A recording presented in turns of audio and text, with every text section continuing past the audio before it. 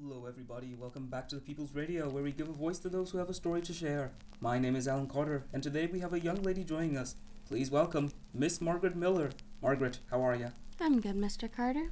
Please call me Alan. Now, why have you decided to come on the show today?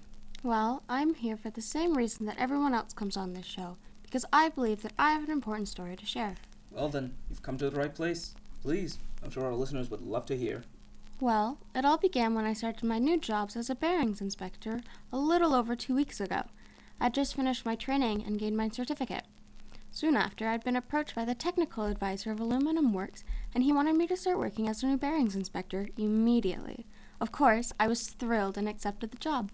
I would be too if I were asked to work at a big corporation like that. On my first day, I met the plant supervisor and told him that I was their new bearings inspector. He pulled me aside into his office and asked me a couple of questions like, "What's your education and what are your qualifications?" After explaining to him that I had just finished my apprenticeship training, he told me to wait in his office and he left. Instead of doing what he asked, I decided to get familiar with the place and explore a bit more. I came upon the technical advisor's office and I could hear the voice of the plant supervisor. I stood closely next to the closed door and listened. Now, I know this was wrong of me, but nevertheless, I was curious. Then, I heard something along the lines of, "I want a man, not a woman, and she'll be gone the minute things get too hard for her." I couldn't believe he was saying those things about me. And you never met him before prior to that day, right? No, I had not. Then he continued to say that a woman shouldn't even be working in this field, or any man's field, because a woman should stay home to cook and clean. A woman should obey the role given to her by society. She isn't as clever as a man. Her skills are inferior in a workplace. She is not able to lead a team, and she's definitely not a hard worker. I know them too well. She'll be gone in less than a month. Well, I'm so sorry this happened on your first day. Yes, well, I wasn't going to stand for it. As soon as he finished speaking, he opened the door and saw me standing in front of him. I looked him straight in the eyes and said, "What you think of me is wrong, and what you think of women is unacceptable. I worked just as hard as anyone to get where I am today, and I am qualified for this job. My gender doesn't define my skills, and I am not bound to the expectations of society.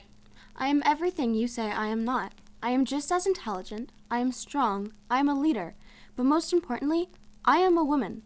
And if the fact that working with a female bothers you, well, that's your problem, not mine." And then I left. Now, Margaret, don't tell me you quit. Well, initially I wanted to, but the advisor later came up to me and apologized on behalf of the plant supervisor and hoped that I would continue to work for them. And I did.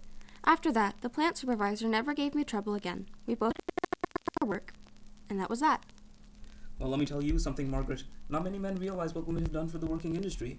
Take the war, for example, and how women contributed to the wartime production. They provided weaponry by working in factories, and frontline support as nurses or ambulance drivers.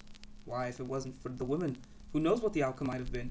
I'm glad you were able to share your story today, and for those women out there listening, is there anything you would like to say to them before we run out of time? My message is to all the women out there trying to find their place in male-dominated industries. Don't ever let anyone tell you what you can or can't do. Your only limits are determined by the strengths of your mind and the courage of your hearts. There you have it, folks. That wraps up today's sessions of the People's Radio. Thank you, Margaret, for being here today. It was my pleasure, Alan. Don't forget to join us tomorrow for an exclusive interview with Opal Grapes. This is Alan Carter saying stand up, speak up, and share your voice.